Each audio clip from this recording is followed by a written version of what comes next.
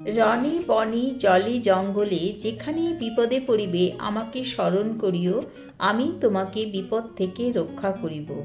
বাবা লোকনাথের তিরোধানের আগে এই ছিল বাবার বাণী। আজকে আমরা জানব বাবা লোকনাথের তিরোধান দিবসের পুজোর সহজ নিয়ম, লোকনাথ বাবার মন্ত্র লিখিত রূপে এবং বাবার প্রিয় ফুল ফল ভোগ ইত্যাদি। বন্ধুরা, ভিডিওটি ভালো লাগলে লাইক কমেন্ট ও শেয়ার করো আর সাবস্ক্রাইব করে বেল আইকন প্রেস করে পাশে আমার বন্ধু হয়ে থেকো। বাবা লোকনাথকে শিবজ্ঞানে পুজো করা হয়, তাই মহাদেব যেমন অল্পতেই সন্তুষ্ট হন তেমনি লোকনাথ বাবাও অল্পতেই সন্তুষ্ট হন। তবু এর মধ্যে কিছু জিনিস রয়েছে যেগুলি এই তিরোধান দিবসের দিন বাবাকে নিবেদন করলে বাবা খুবই প্রসন্ন হন। শ্রী লোকনাথ ব্রহ্মচারী বাবার 135তম তিরোধান দিবস হল 2025 সালের জুন মাসের 3 তারিখ মঙ্গলবার, বাংলার 1432 19শে জ্যৈষ্ঠ। শ্রী শ্রী বাবা লোকনাথ ব্রহ্মচারীর জন্ম হল 1137 সালে ভাদ্র মাসে পশ্চিমবঙ্গের বসিরহাটে 84 চাকলার অন্তর্গত কচুয়া গ্রামে। 3 সন্তানের পর মার কোল আলো করে আসেন বাবা লোকনাথ। তার বাবার নাম ছিল রামনারায়ণ ঘোষাল। তিনি চেয়েছিলেন এই সন্তান ব্রহ্মচারী হন। 11 বছর বয়সে লোকনাথ ও তার বন্ধু বেণীমাধবের উপনয়ন হয়। তখন তারা আচার্য গঙ্গোপাধ্যায়ের শিষ্যত্ব লাভ করেন এবং 1148 সালে আচার্য গঙ্গোপাধ্যায় মহাশয় তাদের নিয়ে আসেন কালীঘাটে, আর সেখানেই শুরু হয়ে যায় তাদের সাধন ভজন বা সাধনা। এখানে দীর্ঘদিন না খেয়ে তারা সাধনা করে চলেন। শেষে 90 বছর বয়সে সাধনায় সিদ্ধি লাভ করেন বাবা লোকনাথ।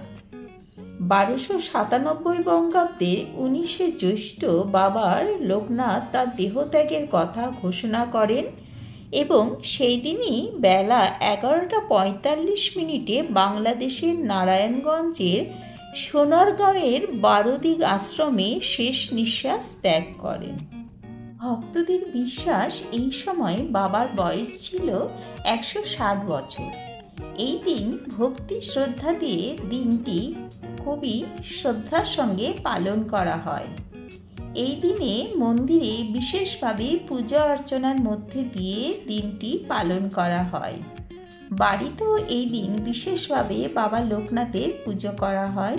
তবে লোকনাথ যেহেতু শিবেরই অংশ, তাই লোকনাথের পুজোর আগে অবশ্যই দেবাদিদেব মহাদেবীর পুজো করা হয়।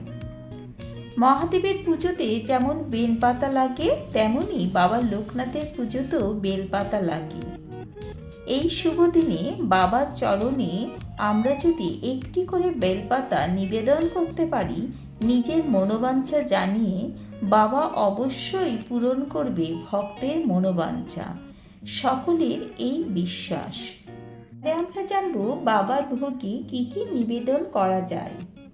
বাবাকে অবশ্যই সাদা মিশ্রি ভোগ নিবেদন করুন। এই মিশ্রি ভোগ বাচ্চাদের মধ্যে বিতরণ করুন।